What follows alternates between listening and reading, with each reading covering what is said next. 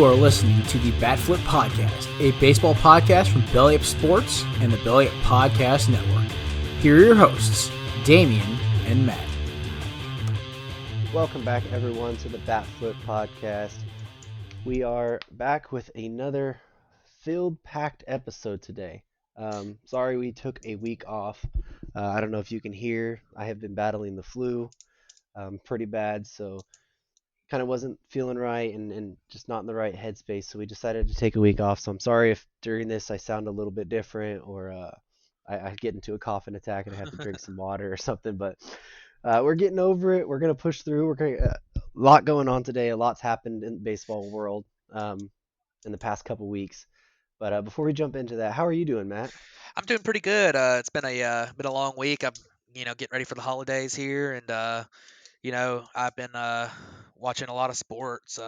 Watching football games and everything, and been waiting to get to talk about some of this baseball news. We had a lot of news in the last couple weeks compared to what we had in the weeks before, and I'm excited to get into some of it. We got some new GM hires, some new some players who have accepted deals, and a lot of rumors in the last day. Really, it hadn't really been too heavy until the last couple days. So.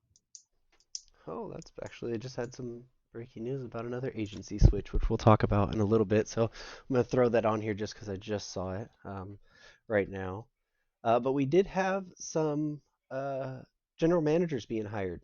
The Angels and the Marlins have hired their general managers. I believe that only leaves the Phillies and the Mets as not having general managers. Is that right? I believe so. I think the I think they're the only two. It's weird that they this far into free agency they wouldn't have hired one by now though, in my Right. opinion. Yeah, that's what I was gonna say. Um, First off, we had the Angels signing Perry Manassian. I believe so. Yep. You know more about him because he kind of came from the Braves and all that, so I'll let you go ahead and kind of explore more on him. Yeah, Perry Manassian was the Braves' assistant general manager under Alex Anthopoulos. He had also worked under Alex Anthopoulos in Toronto as a scout and then a assistant GM. He's very well respected. He was pretty big part of what the Braves have done the last couple of years, bringing in guys. Definitely has a good scouting background. He was a guy who signed Noah Syndergaard. Um, and Marcus Stroman out of the draft, and also signed Vlad Jr. as an international free agent. So he's definitely done some good things in his career, and I'm sure that the Angels would love for him to bring some of that success with signing amateur talent to LA, because the Angels have really really struggled with that facet of things, especially with pitching, and obviously Minoshin has done pretty good with pitching in his career. So, I think it's a pretty good hire. I mean, you bring in a guy who's been in a successful organization and in different spots that have built good teams. I think it's a pretty good hire for the Angels. Yeah, hopefully he can turn around and get Mike Trout in the playoffs because, man, does the baseball world need that. Absolutely. Such a fun player to watch. Yeah, so we'll go ahead and jump over to the next one. I think this is the one we both kind of want to spend a little bit more time on, and that's Kim Ng, um, becoming the first female and the first Asian American general manager in the history of baseball. And Um, I believe she became the first female in all of the big of U.S. the major sports, sports. correct? Yeah. Yes. Yeah. She's been in the game a long time, so this isn't new to her. She first started off as an assistant GM with the White Sox back in 1990 through 1996. And then she became an assistant GM with the Yankees from 1998 through 2001 when they won all those titles. And then she actually came to LA under Ned Colletti's regime as an assistant GM from 1998 to 2011. And then since 2011, she's been an assistant under Joe Torre in the MLB operations department. So she's been around the game for a long time. She's been known as a GM candidate for a long time. In this past couple years, her name has kind of flown under the radar. I think she interviewed for the Giants one a couple years ago, but not many people had heard her name being circled about. And then there was just kind of like an announcement, like, "Oh, hey, the Marlins are gonna kind of name their new general manager tomorrow, and kind of out of nowhere, nobody even had any assumption. It popped up with Kim Ing. So this is a fantastic thing for the game. She's very, very intelligent. I've listened to a lot of her interviews from her time with LA through the MLB operations department, and just listen to kind of her view of that Marlins roster. It's gonna be it's gonna be pretty fascinating to see how she's able to work around the league and push that to be a contender. Because like we've talked about a lot, they're in a position prime to be a contender soon. Yeah, for sure. And first things first, that really is a good thing for sports and for the game of baseball. For that, she was the hire for the Marlins, and she's obviously, like you said, extremely well respected. I think I read something the other day where she was also the first woman to ever conduct an arbitration hearing in baseball. So that's another thing to look at. As you know, Derek Jeter's the mainly going to be the one that controls a lot of the personnel decisions, but that's some of this stuff, the day to day and everything. It's going to be huge to have a really well respected GM and control there.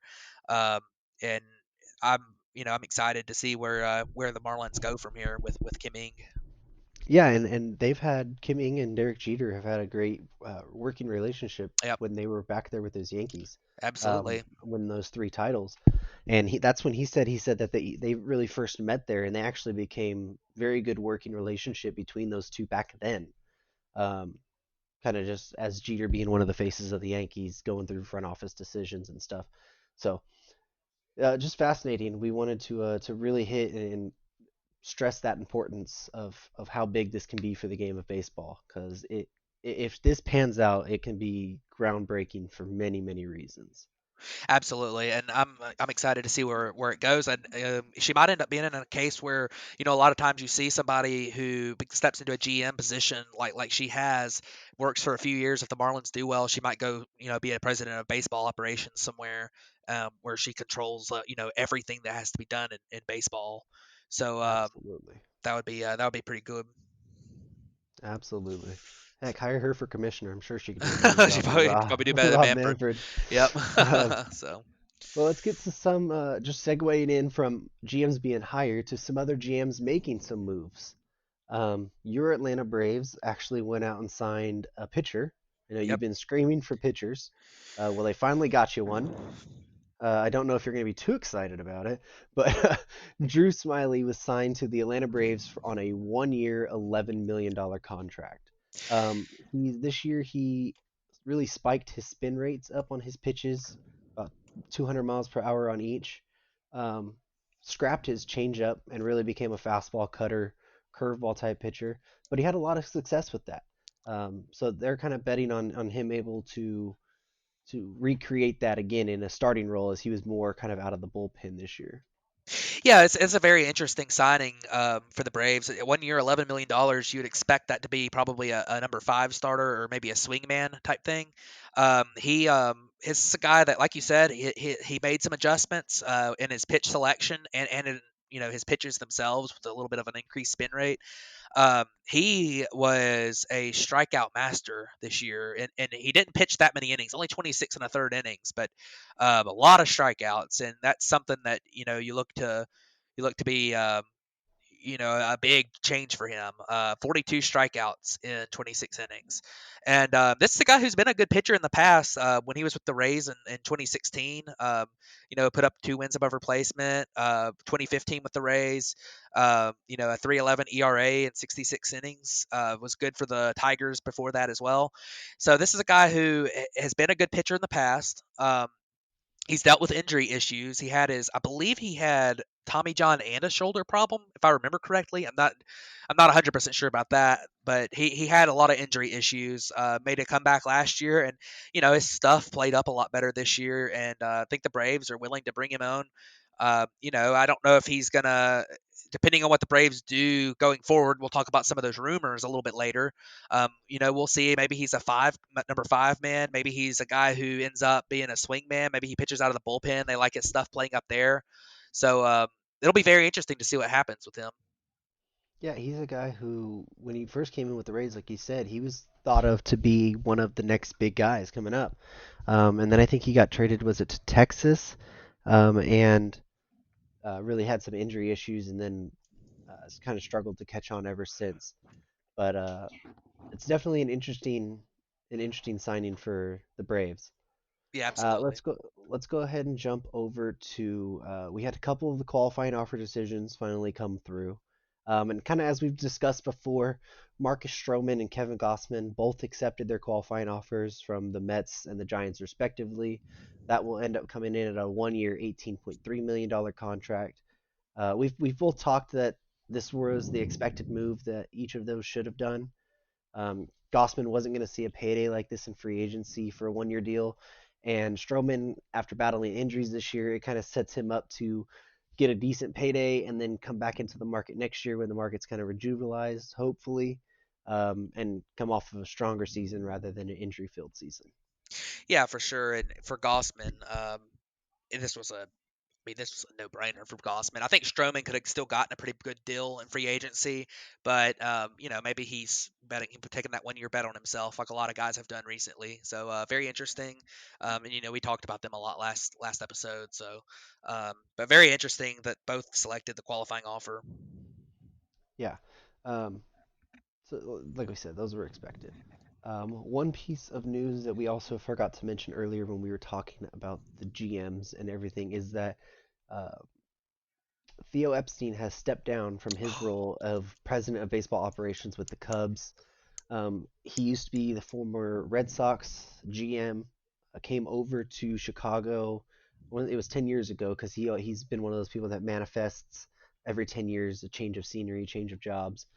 So he finally it had been rumored that he was going to leave the past couple years, but he officially resigned as of I think it was Thursday. I want to say is what it was, the 19th. I want to say was his last day, and they appointed his GM Jed Hoyer now to the president of baseball operations role on a 5-year contract. And Jed Hoyer did come out and say that they are going to kind of not really have a GM spot this year. He's just going to kind of go, and then further down the road, they'll address that GM area. Um, and same thing with the Mets as well, I believe. Yeah, I can't believe we didn't think about We that. we totally forgot we, about we that one. were, we just been so much we talked about that is kind of more under the radar, and then like the pretty much the biggest thing that's happened in the last 2 weeks we put off, and forget about. But yeah, I mean, and maybe we kind of forgot about it because that was kind of expected. I think most people were kind of expecting Theo to step down, and he's a big success story with the Cubs and with the Red Sox, and who knows, maybe another team will bring him on. I don't know if what he wants to do. He might want to hop into another. He might want to hop into another job. Um, he might change. There's even talk about him maybe wanting to try another sport out. So we'll see what happens with him. Yeah, I totally forgot about that. Um, but let's go ahead and jump back down to the rumors kind of section. Oh, actually, another thing that we forgot about. Geez, we are forgetting a lot. I'm so sorry, guys. Um, actually, two more things. I'm just looking at this baseball page and everything. Mike Clevenger um, signed a 2-year deal extension with the Padres and is actually undergoing Tommy John surgery. Um, that was a big blow. We had talked about Clevenger a lot during the playoffs if he could stay healthy, and when it came out, it was kind of like, oh, he's going to avoid Tommy John, just needs the offseason to rest. Everybody thought good, and then out of nowhere, it's like we've signed. The Padres official account said we've signed him to a 2-year extension, and now he's undergone Tommy John surgery. So that's going to be a big blow to that Padres rotation, and maybe kind of gives us maybe a little look at some moves they might do this offseason. Yeah, and you talk about the Mike Clevenger situation, and that's the risk in trading a lot of talent for a pitcher. So they gave up a lot for him, and I mean, obviously, you know, he's going to be one of his two control years remaining is now going to be gone, and then the next year he's going to be coming off of Tommy John surgery. So after they gave up all that stuff for him, so um, that's a bummer for the Padres for sure. I think it's there's a lot of GMs right now. Maybe a GM in Atlanta is breathing a sigh of relief. Everyone's talking about and in New York as well. Everyone talking about, oh my gosh, you should have traded for Clevenger. You should have traded for him. It would have been awesome. and then it looks like that trade's not going to work out super well now. And I think the 2-year extension was mainly to avoid ARB on both Yeah. sides. So I think both of those years were controlled for ARB, anyways. And then another little player thing that we have on a current player that's signed with a team already is another Mets thing. Robinson Cano, the future, well, until this news that broke this week, we were expecting to be future Hall of Fame second baseman, but now we don't really know. Has been suspended for the entire season for the use of stanzolol, I believe was the substance, which is a Yeah. banned PED substance, and he is now missing the entire 162 game season this year. And without pay, which is kind of a big deal for the Mets, as that probably frees up a little bit of money. It honestly might be a good thing for the Mets, depending on what they expected to get out of Cano. But I'm that sucks to hear. You don't want to hear any player, end up get in trouble for that. You don't want to hear that players are using PEDs anymore, and that's a bummer. So Yeah. So if you don't know about stanzolol, it's a synthetic steroid that is derived from testosterone. It's pretty much a bodybuilding drug. So pretty much he was using it in the off season to help bulk himself up. yep, Um, so that's pretty much that thing. He had tested positive once for this exact same thing earlier this year, actually. Um, or was it this year or last season? it wasn't this year. It was last season then. And got an 80 game suspension for that. Um, but a thing to note as well is if we don't know if this is going to be a full season or not. So while he is suspended for 162 games, if this season is shortened at all, that extends to the next Yep, season. I believe Um, it's so. it's not no it yeah, I'm looking at it right here. It's not just suspended for the season. No, he's suspended for 162 games, regular season games. How many ever that is. Like if that Yeah, takes 3 years to do, that's he's going to be suspended for 3 years. Um, he's signed through 2023 right now at $24 million a year. So he's forfeiting $24 million this year, but he also has another 2 seasons on his deal after this year. Um, yikes. so and those are both at 24 million, and that's part of the deal he signed back in 2013 with Seattle. Um, on that, he had a resurgent year actually. I mean, he hit 316 this year, 352 on base, 544 slugging Put up some Cano percentage. numbers. Yeah, he put up vintage Robbie Cano numbers, and everybody thought, well, I mean, at 38 or no, I think he was 39 this year, wasn't he? No, age wise, no. I think he was like 37. I'm not No, 100% yeah, sure. no, He he was was up he in was the upper 30s though. he was 38 this year. Yeah, Okay, because yeah.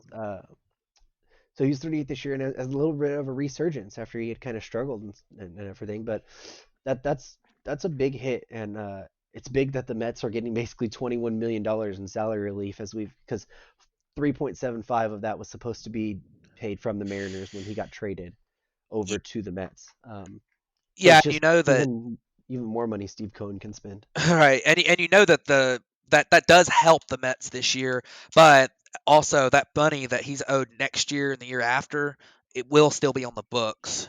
So this is more of a 1 year type money. So maybe it helps them acquire another rental player, maybe one of the higher priced guys that are in their last year of arbitration, like maybe a Lindor type.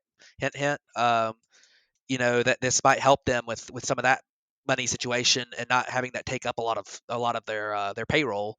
So this is an interesting development for sure. And I think for as a fan of baseball, you hate to see a guy who has had the career that Robinson Cano had. You know, I don't know if he obviously this is the second time he's been caught with PEDs, so it's probably going to derail his Hall of Fame chances if I had to guess, and that's a Oh, bummer. So, for sure. And then just a little kind of note to it. If he gets caught one more time, he's suspended from the game indefinitely. yep, Like like he's suspended forever. yep. So this is a massive thing. I don't think we've ever had somebody to this level test positive twice. I think we Under might have had one or two, but not many, and most of them have not been minor league guys as well, yeah, that's well. what I'm saying. To Cano's level, I'm saying that I don't think we've ever had somebody under this system, especially that is a full season. Right. That's a massive, massive Yeah. development. I think the Um, closest thing to it would have been A-Rod, but that was a different situation. So, yeah. So now that we've kind of got everything that we forgot out of the way, I believe, don't hold me to that. We might find something else. Let's kind of jump over to the rumors kind of tab of this episode. And a rumor that dropped today, actually. Actually, our first two rumors dropped today. But the first one is that the Braves are pretty aggressive on the Charlie Morton front. We've talked about Charlie Morton before, about maybe retiring, maybe going back to the Rays. You've brought up, about potentially coming to the Braves before. So it's pretty cool, or at least for you, that you could say that you were kind of right on this track. yeah, I felt like from the beginning of free agency that this would come down to the Braves and the Rays. And with some of the rumors we've been hearing out of Tampa, um, the last couple days that we'll get to a big one here in a few minutes. But some of those rumors, I'm starting to think that they're once again for the after a World Series run, they're going to try to cut salary. So that Morton getting the option declined. Is starting to look like maybe they're not going to bring him back. And, I think he's a perfect fit for what the Braves need. The Braves just need a guy who is a veteran, who's got a lot of postseason experience to come in and stabilize the rotation. Um, as we discussed earlier, they just signed Drew Smiley, but I think that they would love to have Drew Smiley in more of a number five or a swingman type role, which obviously is I think for a guy of his, with his injury history and everything, is a better option for him. But Morton's still a durable starting pitcher. He's still got good stuff. His curveball's as good as it's been. His velocity maybe not quite what it has been at times when he was with the Astros, but um, this is still a guy that I think is capable of. I don't know if he's an ace, but he's still capable of being a sub 4 ERA pitcher who can throw out there and throw you a lot of innings. And just the biggest thing being that he would stabilize the rotation. So I think it's a really good idea for the Braves to go after him. And as we've heard from Morton's side, you talk about the fact that he wants to stay somewhat near home, which home for him is, Florida, and for the Braves, Atlanta is not far off. So I know that Charlie Morton probably would prefer to be in Tampa, but I think that the Braves could lure him from a potential retirement. Maybe one of the few teams, the Braves, the Marlins, maybe. Um, that could do that with the situation that he wants to be in. So I think it's a good fit, and I think it's a very interesting rumor we've heard today. Yeah, and they, like you said, they need somebody that can come in and stabilize that rotation. They got a lot of young guys that we kind of talked about in the playoffs, and we aren't quite sure what is happening with Soroka and how he's going to return. So, I mean, getting Smiley, or not Smiley, obviously getting Smiley, but Yeah. also Morton, if you can get him in there, that just gives you that pitching depth that we kind of talked that the Braves lacked going into the playoffs. Yeah, Um, and not to mention the fact that that the Braves this year lost so many pitchers throughout the season, mhm. and the fact that they could end up with some of these rumors we've heard and everything, they could end up having really capable starters plus a sixth guy and other guys who are ready to step in. So especially with the news of a very small nugget that I probably wasn't going to mention, but Mike Soroka started throwing again. So Oh, he was throwing long toss today, and they were posting it on Instagram. So um, it sounded more and more likely. He looks pretty healthy. It sounds more and more likely he'll be ready for the at least very early in the season, if not opening day. I So did not. I did not see that. yes, so Today. I mean, if the Braves, if you look at maybe adding Charlie Morton plus Drew Smiley, you've got a rotation of, and the next guy we're going to talk about if that's something that ends up happening, which we'll get to in a minute. But you can talk about a rotation with Max Fried, Mike Soroka, Charlie Morton, Ian Anderson, and Drew Smiley as your five in your rotation, and then not to mention the fact that you still got Kyle Wright out Hmm. there that's shown flashes of being a potential future star of a pitcher, even though he's been real inconsistent, haven't been great at times. You also got Bryce Wilson out there, who pitched a phenomenal postseason game. So this is a very interesting development for the Braves if they can sign after signing Smiley, and then if they can sign Morton or make a big trade, which we might talk about in a minute. So Yeah, I was just going to hit on it, saying from one Tampa Bay pitcher that might end up to Atlanta to another Tampa Bay pitcher that might end up in Atlanta. It's came out today that the Tampa Bay Rays have thought or had conversations about trading Blake Snell, who they famously have pulled early from the World Series game against LA, and he let it be known that he was not too happy about that decision, yeah, and kind of that he hasn't been happy about how they do use the analytics around him when he still feels that he has much more to give. But just kind of the first two teams that were kind of mentioned were the Atlanta Braves, and then the other one was the Los Angeles Angels, who are dying for pitching. They need pitching so bad that, I mean, this would be a perfect trade. I don't know what they have to give up for Blake Snell, but if they can somehow pull that off, that's a trade that Perry Manassen definitely needs to make. Menashin, yeah. Yeah, and Blake Snell is a really good pitcher. He's obviously won the Cy Young a couple years ago. He's a guy who, you know, he when he came back last year, he was a little bit rusty.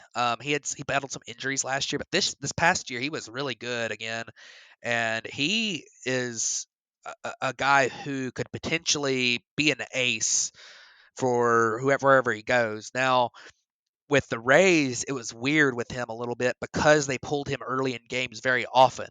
And for me, I wasn't sure if that was because they were afraid of him seeing guys a third time, or if it was a pitch count thing, or if it was a we want to avoid him, further getting injured thing because he has dealt with injuries before. So maybe it's one of those things where he's real frustrated that the Rays aren't taking the training wheels off to a certain level, and he wants to go somewhere else. Obviously, he's definitely about to jump up in price some. I'm sure getting into ARB. Um, I I think that would be a great. I think it's a perfect trade for the Angels to make because they need an ace. They've had the worst luck with pitching. Some of it, obviously their fault. Some of it not necessarily their fault. They couldn't have expected Otani to end up getting, being injured on the mound as much as he has. And they've had other, the tragic death of Tyler Skaggs, and they've had other guys like Andrew Haney who have been good but not great. Um, they've had some bad luck with guys getting injured past those guys too. So I I think it would be great, and they have a couple pieces they could trade for him, but I just don't know. I just don't know, if they would trade their entire farm. I mean, it would be their entire farm system pretty much. And the Braves still have a lot of guys. I mean, they've got Drew Waters, Pache. They would, still Austin Riley's still a guy out there that they might move. He's still a guy that showed a lot of potential. They got a couple of good. They've got two high-level catching prospects. Um, the Braves could end up, and plus some of these young pitchers like Kyle Wright, Tuki Toussaint, might be something the Rays would really like to look at. So um, it'll be interesting to see what happens here, and I'm sure there'll be other teams involved in this as it progresses. This is a new rumor as of like yesterday. So Yeah, many many teams will be jumping in on Blake Snell if they have the opportunity to. oh yeah, Speaking of many teams that are going to jump into a potential trade, let's go ahead and talk about the best third baseman in baseball, Nolan Arenado, Colorado Rockies third baseman, best defensive player in baseball. I don't think that is a hot take by any means. He's been very vocal about wanting to win, and Colorado has not won in his career. He's been a starter for them since 2013. He's almost a 300 average, 350 on base. In his prime, he's really a 370 on base guy. For sure, 30 home runs every year. And like we said, he's the best defender. If you hit anything to the left side and you were near third base, you're not playing baseball the right way because he's gonna vacuum that thing up and you're gonna be out. But just kind of team, there's been a lot of teams thrown in. The hottest rumors have been around the Dodgers. Not sure. I mean, they've been linked to every third baseman with another third baseman we'll talk about in a minute with trade rumors. Obviously, still with Justin Turner. The Mets have been linked to him with Steve Cohen. I mean, we've just talked about how much he'll make a big splash potentially. Maybe a Lindor, maybe Arenado. A team that is looking for third basemen with the Washington Nationals after they lost. Oh, why am I blanking here? Anthony Anthony Rendon, Rendon. yeah. Yes, MVP candidate Anthony Rendon after they lost him. Um, but there's the interesting why this is coming up now is because Nolan Arenado has an opt out on his contract after this next season. Um, I think he signed. I want to say he has 5 more years after this year. I think it was 5 years, Um, 175 million after this year. yeah, At after this least it was year. at least that much money. Yeah, I mean it's a big contract, so you got to find a team that is willing to take on that contract. But he's said that pretty much he's told Colorado like you guys aren't in a position to win, and I will opt out of my contract next year and go find or go to the free agent market and sign with whoever I will, and you'll only get a draft pick back. So if you can trade me for something now, it would probably be in your best interest to do that, because also Colorado's shortstop, his best friend on the team in Trevor Story is a free agent next year as well. So they can be losing their entire left side of the infield next year if they don't make some moves. But it's very interesting that we see Arenado kind of pushing for this now. Yeah, I was intrigued as well because I assumed when he signed that long term extension in Colorado that that's where he wanted to be and he would stay there for a long time. But this rumor popped up just a little bit last year too. People were talking about trading for Arenado, and it's so rare for these trades to happen with this much money involved. Um, and although Arenado is a 1 year rental possibly as a player because of the opt out, I have to think that a team would be trading for his full contract because Mm-hmm. I expect if he goes somewhere that's more of a winning situation that there's a pretty good chance he opts into his contract because I think his contract's pretty close to what his value is worth. Um, the one thing that does worry me a little bit about Arenado is that he wasn't quite as good this year as he has been at the plate. Now, this is also a guy who has a ton of success defensively. I mean, he's had I believe I looked it up a minute ago and I already forgot. I think it was 120 defensive runs saved in his career.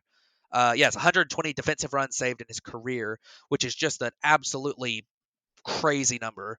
Um, and he's also been worth over 30 wins above replacement already in his career. But his bat wasn't quite as good this year. He only had a 74 WRC plus. So now, will that bat get better? Probably. I mean, he's had a track record of being a good hitter, but he's also had a track record of having played in Coors for his whole career too. So it's one of those things where is it worth giving up as much as getting Arenado would take plus paying him that salary? And I mean, I think there's a lot of times, a lot of teams that could. Um, I definitely think I'm thinking kind of the higher payroll teams on this because I think this trade would be a lot riskier than people are thinking it would be. I think a lot of people are thinking Arenado is safely, going to be a elite all-star level player, going forward for a long time, and there's a very, very good chance he is because right now he's a great player, and I'm not going to let a 60-game season keep me from thinking that he is. But I think it's going to be a team that trades for him is one that's going to have a lot, more financial flexibility, at their payroll, like LA having so much of a had such a high payroll, or maybe the Mets if they're jacking up their payroll, and people have had him rumored to the Nats, which the Nats typically have a high payroll, but I don't know if it's quite as much. And one other player I might throw in there as a just kind of a interesting suggestion in this negotiation would be the Red Sox. They're going to start to have some payroll open up soon, and maybe the Red Sox would be an interesting team trying to rebuild a little bit. And, I don't know if Devers is a long term third baseman, so that might be an interesting one too. Yeah, well, also a thing with is Arenado battled a bad shoulder injury this year. Yes. That really zapped his power, like we were talking about, and made it really uncomfortable for him to swing. So that's just a little tidbit of kind of maybe why he had a down year. But there is a factor of that he has played in Coors, and if you don't understand what the Coors Field effect is, there's a great interview out there with Trevor Bauer on his YouTube channel with Charlie Blackman. They have a big sit down. He talks about how there's a ball if you hit in Coors, that it's 10 rows deep. But if you go to any other ballpark, it doesn't even hit the warning track. And jumping back and forth between those two parks, he said by the time you're getting adjusted to one, you're already playing back in the other. So it's the difference of two swings.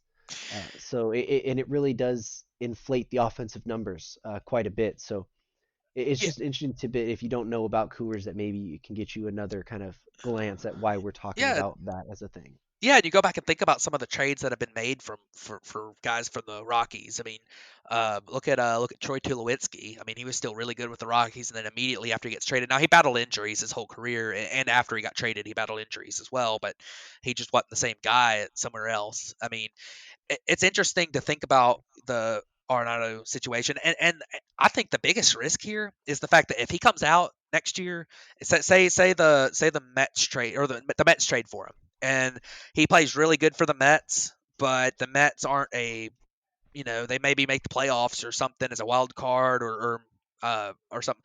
The Mets give up a lot for him, and he leaves after 1 year. But if he doesn't play well, if he plays more like he did this year, he opts back into that contract, and now you've got a $200 million contract for the next 5 years that you're kind of stuck with for a guy who's underperforming it. So he's either going to overperform for you or perform at his current level for 1 year, or he's going to underperform for you for 5 years. That's a lot of money to tie up in it. It's a big risk, I think.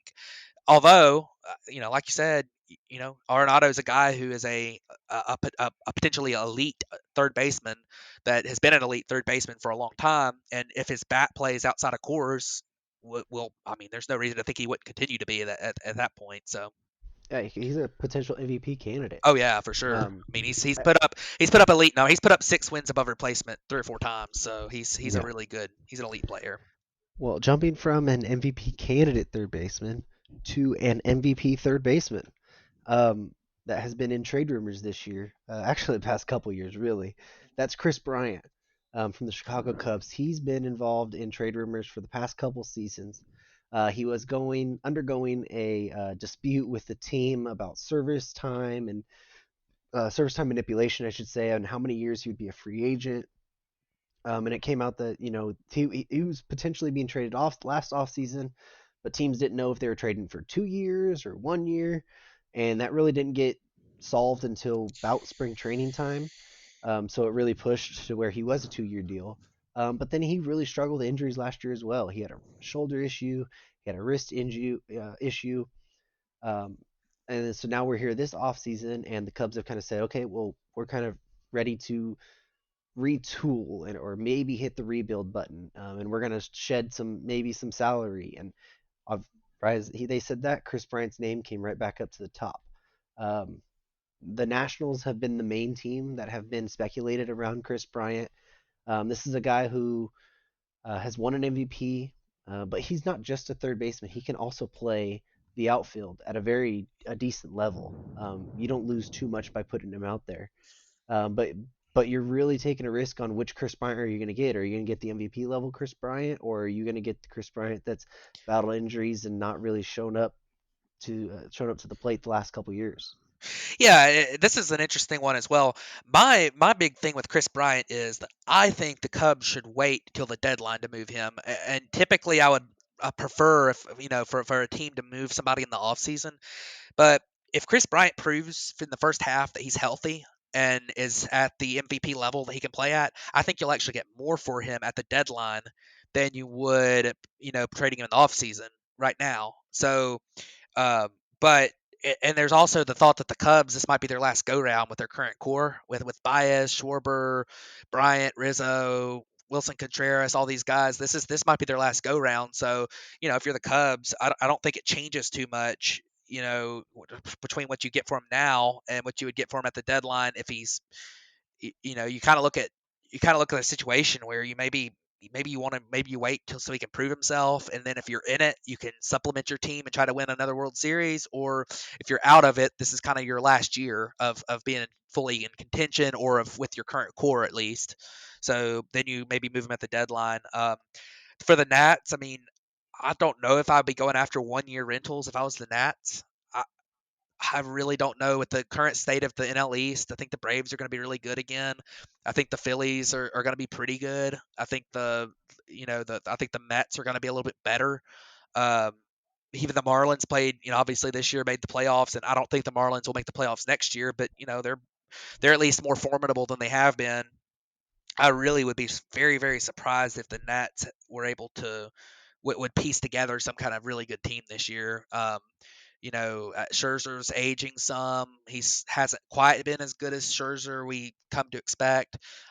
Strasburg's battled injuries again, and Patrick Corbin wasn't very good this past year.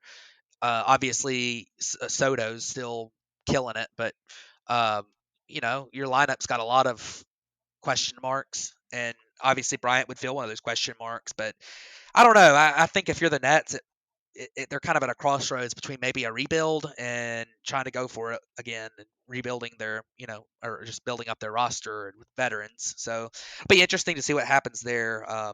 And I don't. That would be a weird match to me too, with the pieces the Nats could give up. Maybe Victor Robles or something.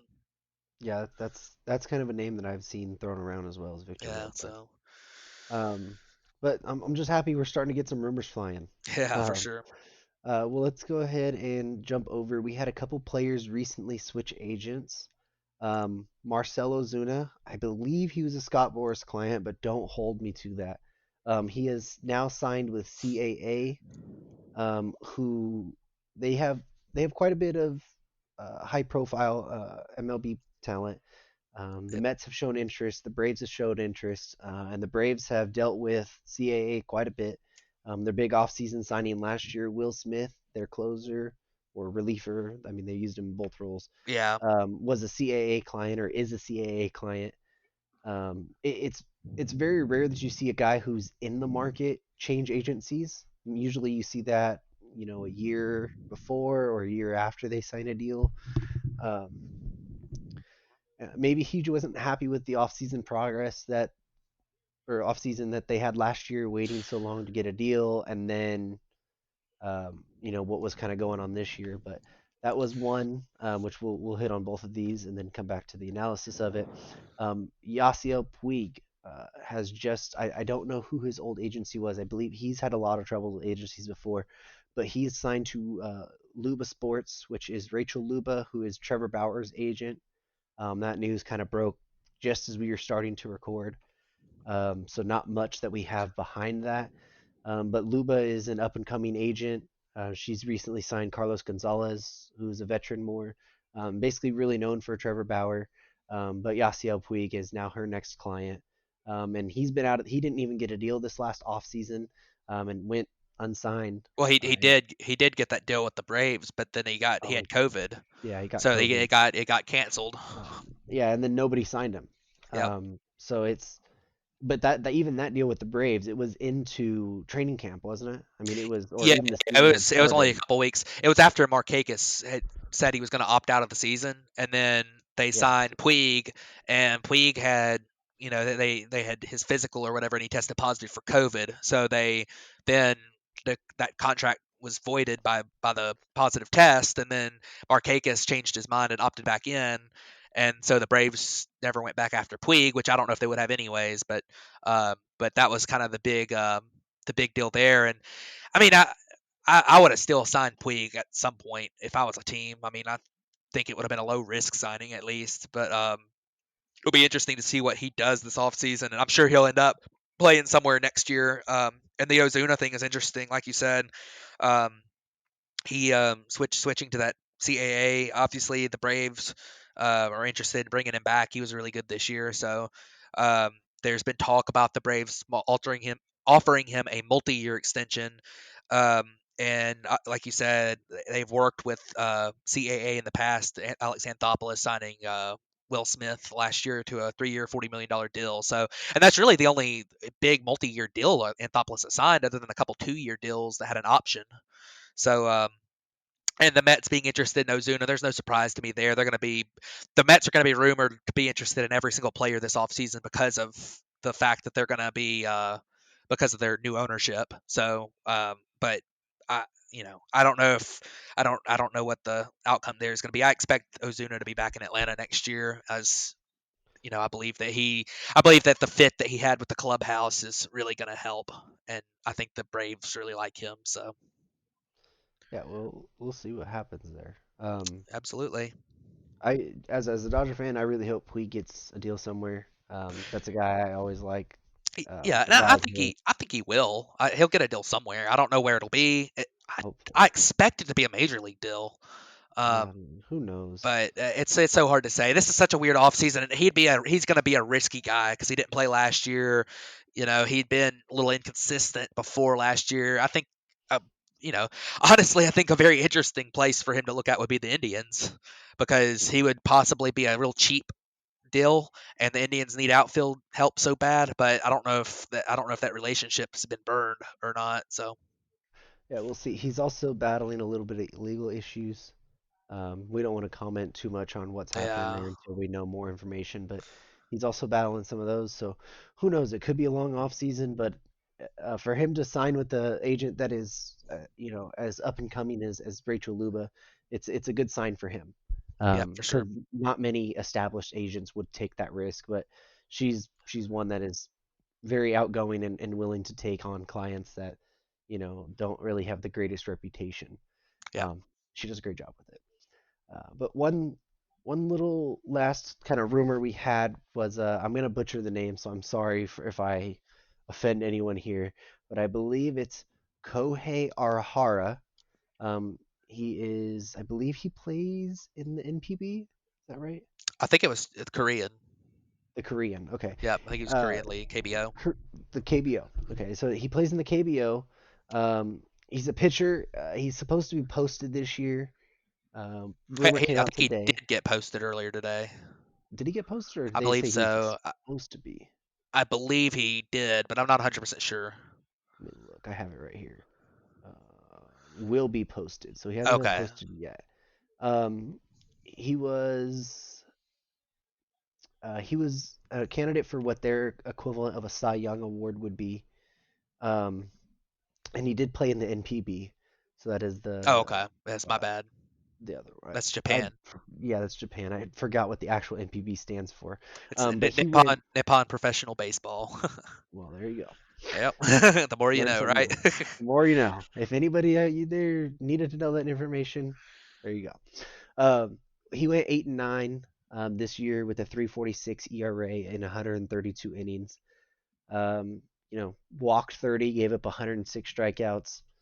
We really don't know much about what his pitches really look like. I mean, most Asian pitchers come over with some form of a splitter, a changeup, usually three different kinds of fastballs. Four seam, two seam, cutter. They don't usually throw curveballs much. And I haven't heard, or no, they don't usually throw sliders. Um, but I haven't heard exactly kind of what pitches he has and kind of his velocities and stuff. So he's a very unknown guy. Honestly, I hadn't heard about him until they had talked about that he'll be posted. So I will definitely be looking into him a little bit more and kind of trying to watch some film and see who he is. He's a Yeah. 28-year-old um, who's been looks to be very durable. From what you see, he always throws constantly around 120 to 130 innings, which in that league they don't pitch the same as the major leagues. They only pitch once a week. So to be Right. throwing that And many, I believe that they have a smaller baseball as well yeah, or something. Yeah. So yeah, some of the numbers and everything, maybe you could take a little bit of a grain of salt. Obviously, nobody's going to be signed into Major League Baseball out of the NPB if they're got bad numbers. But I mean, he obviously had pretty good numbers, and maybe some of the strikeout to walk type stuff. It's a little different. Home run ball obviously would be a little bit different. So, I mean, he seems like a guy who, just based off of looking at his and not knowing much about him, looking at his stats, he looks like a guy who maybe could jump into a major league rotation to be a number 5 starter or something, or at least at some point this season, maybe a bullpen guy too. But I think he's a guy who he would be interesting for a lot of teams, I believe. yeah. And not most of these times these guys coming over now aren't getting big deals. Yeah, Um, and you're not going to see him get like we have had some guys in the past that have been so hyped, like Tanaka, Yu Darvish, Otani, but this mhm, isn't going to be one of those situations. no. So So I mean, I would look at maybe a 2 to 3 year deal I mean, what, probably the $25 million range. I mean, if it's a 3-year deal. We've seen Yeah. like Shun Yamaguchi last year. I think he got like a 2-year, $6 million deal from the Blue Jays or something. I mean, these guys aren't coming over and getting massive contracts, so it might be on the lower spectrum, Yeah. but kind of with rumors flying, it's one that we want to throw out there to you guys. Yeah, for Um, sure. but that's pretty much everything that we have on this episode. I know we were kind of all over the place, finding new things and Yeah. everything, and that's really that. Like I said, that goes back to me, um, just being sick and everything, and kind of throwing us all off. I really didn't. Usually, I'm good about putting stuff in my notes to keep memorized, and I was just like, oh, that happened, and just fell back to sleep or something. So, thank you guys for staying with us this episode. You got any last hits you want to say, Matt? Yeah, just a couple final thoughts. I think we've talked a lot about this offseason. I think this is going to be an offseason where contenders have a lot of potential to bring in guys to supplement, but I don't really think this is going to be an offseason where you see a deal maybe like the Padres had a couple years ago with Manny Machado, where a team is able to sign a big contract to build around. We talked a little bit before the show about maybe the Mets signing a big player to build a team around where maybe that would be more of a next year thing to do. Um, I think it's good that things are moving along a little bit finally, and we'll see what happens. And one other thing is to shout out to the award winners. You had the Cy Young winners, the Cy Young winners were Trevor Bauer, Shane Bieber. No surprises. The MVP winners were Freddie Freeman, and a little bit surprisingly Jose Abreu. But Jose Abreu had a great season, and while that was a little bit of a surprise, it's pretty great that these guys are getting recognized for having such great seasons. So it was a fun season, and hopefully we get some more. Maybe we get a trade this week. We'll see. You never know. Hopefully. I mean, rumors are starting to fly, The and rumors are flying a lot more than they had been, so that's a very good thing. if you listen to MLB radio like I do, there's a big trade that could happen by Christmas, All supposedly. right, Uh, let's well, hope that. probably not going to happen, but Yeah, a guy well, can you wish, never right? know. It's a month off still, so Who knows? but But thank you guys for joining and listening to this episode. As always, you can find us on Twitter at the Batflip Podcast. My @ is the real dboy12. Matt's is at Matt Arcara. And just any feedback you guys want to do. You guys want to rate this episode, kind of help us get out there more to more people so they can hear how uncoordinated and how unprepared we are. That would be hey, amazing. that's we've been Uh, we've been doing really good with our prep until this week with your being sick and yeah. my being real busy, and I was out of town part of the week, so it was I kind of didn't get a chance to record or really look at too much until yesterday. So we'll put this one chalk this one up to just some things that happened. Yeah, things that happen for sure. I don't even think when I opened I said what episode this was. I So don't know. that's how wild we are. But I don't know, man. I'm still letting the antibiotics get Yeah, work with me. So, I hear you. anyways, for the third time, thank you guys for tuning in to this episode of the Batflip Podcast, and we will catch you guys next week. All right, later, everybody.